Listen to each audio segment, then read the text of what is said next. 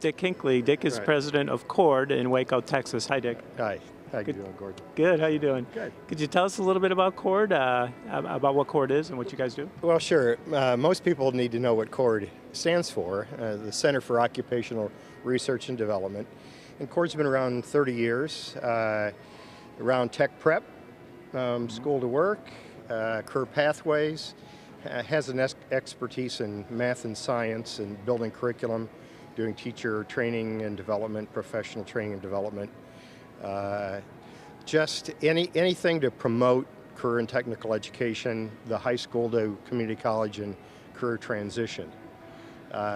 Projects really all over the world. CORD, again, it's 4 companies. A lot of people don't know that.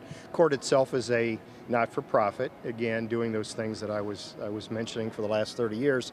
But we also have a for-profit publishing firm, math and science books, mainly aimed at the secondary level, but a whole series of math and science textbooks.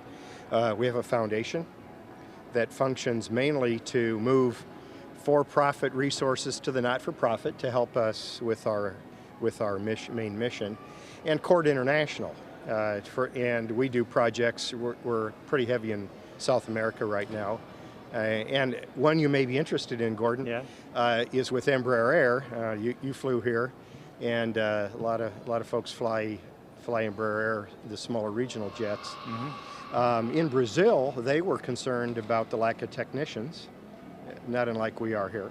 And they partnered with Pythagoras, a private organization that owns high schools. And they wanted to set up a math and science academy, and they did. And CORD was contracted to write the math and science curriculum for the academy, and then do all the teacher professional development that would need to go along with that. In fact, this year they're graduating their first class. Excellent. Of students from that math and science academy who certainly will go on to university level, but then help Brazil with its need for engineers and technicians. So. That's great. You've always been your tech prep conference is huge. I mean, that's a huge. How many? What is your typical? You guys have thousands. Well, of people for about 15 years now, I think going on 16, CORD has been behind the what was the National Tech Prep Network, now the National Career Pathways Network. We draw a little over 3,000 people, about 2/3 secondary, 1/3 post-secondary. Many of them come in teams. They're tech prep teams, career pathways teams, again, the high school to college teams, counselors, and it's all professional development for those groups. And very successful, moves around the country every year. That's great. Yeah, I've been a couple times. Very impressed with the people there. Very student-oriented, student-focused, and looking at putting together good programs for their Well, kids. for several years we've had a pre-conference, an NSF pre-conference, and it's been so successful. This year we're actually threading ATE and projects all the way through the conference. It's its own strand. That's great. So now where do you see CORD going over the next couple of years, let's say? Well, we've got several new initiatives. One is really working with community colleges that want to do short-term training for business and industry that has multi-locations. So many of the colleges, community and technical colleges across the country will do, for example, training to a local plant, say a Goodyear plant, do PLC training.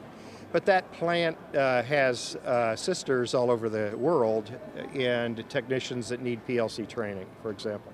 And so we're working with a group that's designing internet-based curriculum, blended in many cases, so a little on-site work also, but where we'll disseminate that through a local college, but then out to all the other centers of industry, or again, plants for Goodyear or whoever the organization or the company might be.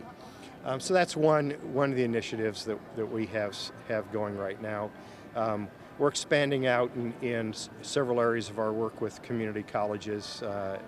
CORD traditionally has been very strong with the secondary level. We're further strengthening the community college side. Adult career pathways is another area.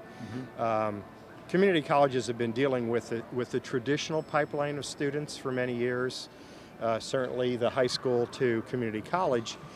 But as industry needs a qualified workforce and are crying now for qualified workers, we've documented really millions of unemployed and underemployed sitting in communities across the country right now.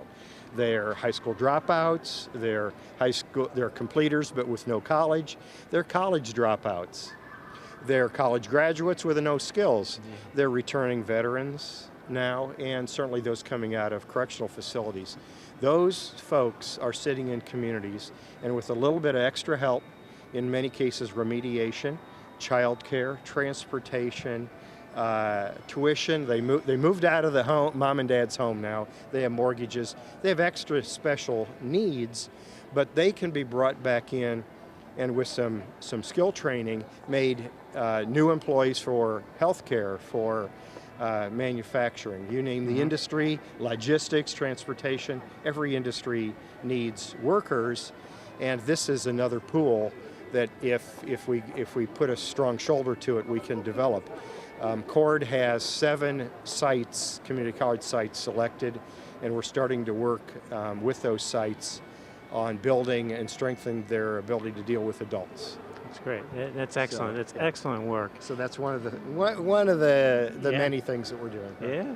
Well, now, if somebody wanted to get in touch with you, how would they get in touch with CORD? Hinckley, Hinkley at cord.org. Very simple. Yeah, and your website is cord.org? www.cord.org. And you guys are in Waco, Texas? Yes, sir. Yeah, that's great. Right. Thank you very much. Okay, thanks, Gordon. Okay.